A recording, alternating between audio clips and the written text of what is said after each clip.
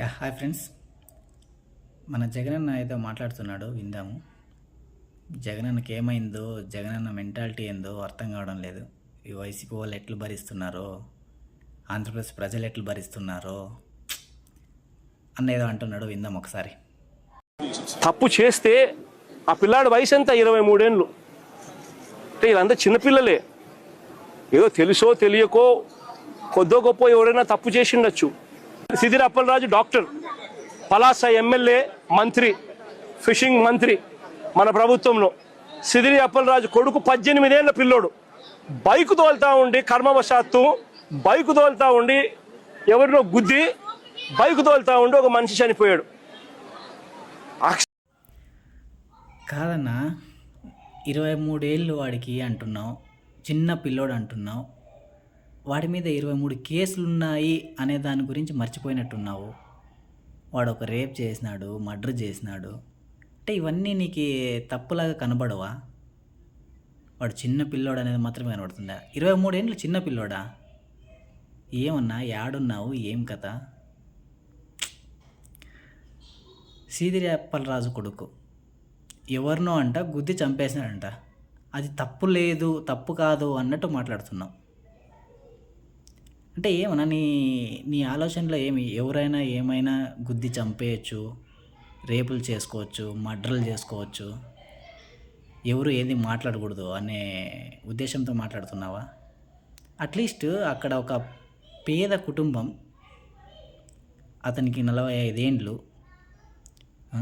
ఆమె భార్య, బిడ్డలు అందరూ ఉన్నారు. వాళ్ళు ఎట్లా బతుకుతారు? వాళ్ళకి ఏదైనా కాన్ఫరెన్స్ చేసి ఇద్దాము, ఏదైనా మనకి హెల్ప్ అవుదాము అనేది ఒక్క ఆలోచన కూడా లేకుండా చంపేసినాడు అన్నట్టు మాట్లాడుతున్నావు. ఏదో అయిపోయింది, ఏదో చంపేసినాడు.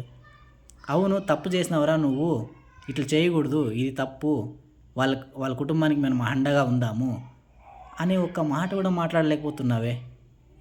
అంటే అంత అంత చీప్ పేద ప్రజలంటే నీకు. ఏమన్నా, ఏం చేయాలనుకుంటున్నావు? అసలు ఏం నీ మెంటాలిటీ ఏంది? నువ్వేంది?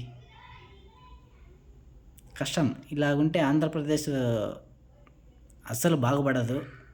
ఇలా క్రిమినల్స్ని, ఇలాంటి వెనుకేసుకొచ్చే వాళ్ళని ప్రజలు మళ్ళీ బుద్ధి చెప్తారు, గట్టిగానే బుద్ధి చెప్తారు. ఆల్రెడీ ఒకసారి బుద్ధి చెప్పినారు. మీరు ఇలాగే ప్రవర్తించుకుంటూ, ఇలాగే చేసుకుంటూ, క్రిమినల్స్ని ఎంకరేజ్ చేసుకుంటూ